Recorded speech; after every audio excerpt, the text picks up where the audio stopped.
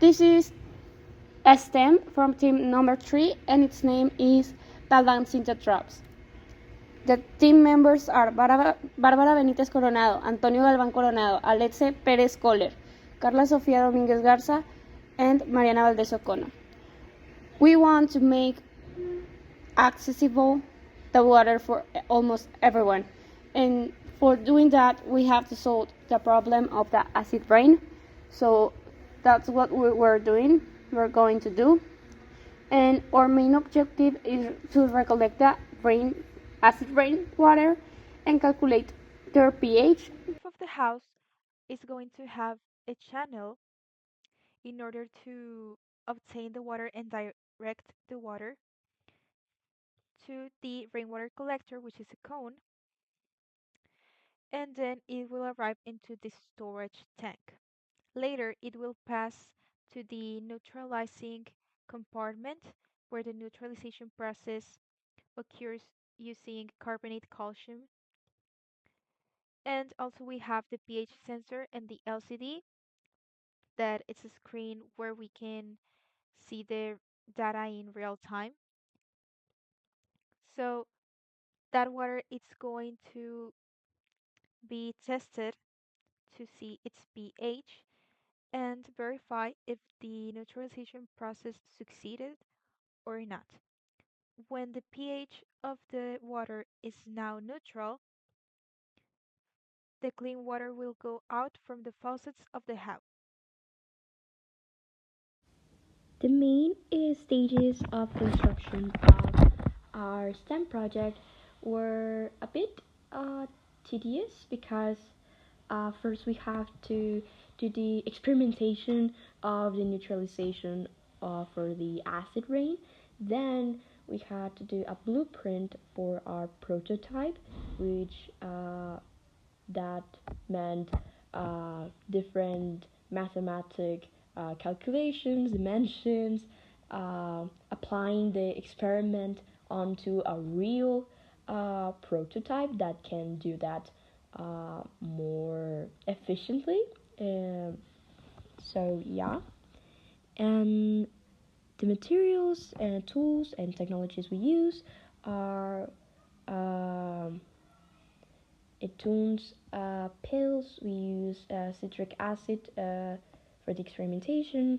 For the neutralization, the prototype is going to use GACO as their the neutralize to neutralize the acid. The improvements since the stage 3 are honestly not many improvements. Due to the short amount of time, we couldn't complete the prototype at the moment we're making this video, but we will in the future. And it begins with recollecting a water that comes from acid rain, and it will make a pH indicator will tell us how much pH there's in the water. We are searching for a pH of about 4 to 4.5, maybe 3. That are the usual amounts of pH acid rain comes with. Then the pH indicator will send these signals to a program we will have with an Arduino. And this Arduino will tell the mathematical equation of how many grams of CaCO3 you will need for it to make the pH neutral. So today we make some tests about how will it work, and we use lemon as an acid to simulate this acid rain with 2 milliliters of lemon juice and 100 milliliters of water that indicated a pH of 4 the first time. And we use Tom's as the CaCO3 indicator. And the first time we added 0.3 grams 0.3 milligrams, of this substance, and the pH came within 5 in about 4 minutes to dissolve. Then we added another 0.3 milligrams of CaCO3, and the pH came out neutral perfectly. So in total, we used 0.3 milligrams of CaCO3. In the second test, we used the same 2 millimeters of lemon juice and 100 millimeters of water, and it came with a pH of 3. So this time we put the first pill that was 0.37 grams, and then it gave us a pH of only 4. It only came in 4. And then we added 0.25 of, again, CaCO3, and it jumped up to 6, the number 6 of neutralism. Then we added 0.33 grams of CaCO3 because we were searching for the perfect 7, and it achieved it. So these two variations are the ones that will be inputted into the program for it to become stable. The main objective of this project we're making is that communities that have a low budget can achieve easily clean water by cleaning their acid rain or any or any type of water they have that is not neutral with the pH. This estimated unit cost for everyone, when we create one, the materials, we came approximately with $168 that it costs, and we can sell it up to $199 because it covers part, plus the small margin we get, we can make donations about it. These benefits that we can have, for example, environmental, prevents corrosion and metal leaching. Neutralizing this rain reduces corrosion of pipes and releases of metal like copper or lead into water systems. Do it directly into the filter, and it doesn't go through any type of pipes. It's a low carbon reagent because CaCO3 is inert. It has a low toxicity and it's widely available. In any pharmacy you can buy these huge packs of CaCO3. It's not toxic at all, and it's easily achieved because it's also used as a neutralizer for stomach acid. The social benefits we can have is the community empowerment and education.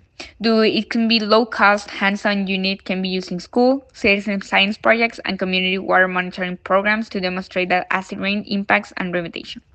The economic benefits we'll have is reduce infrastructure damage by neutralizing acidic water limits the pipe corrosion, as said before, and appliance damage.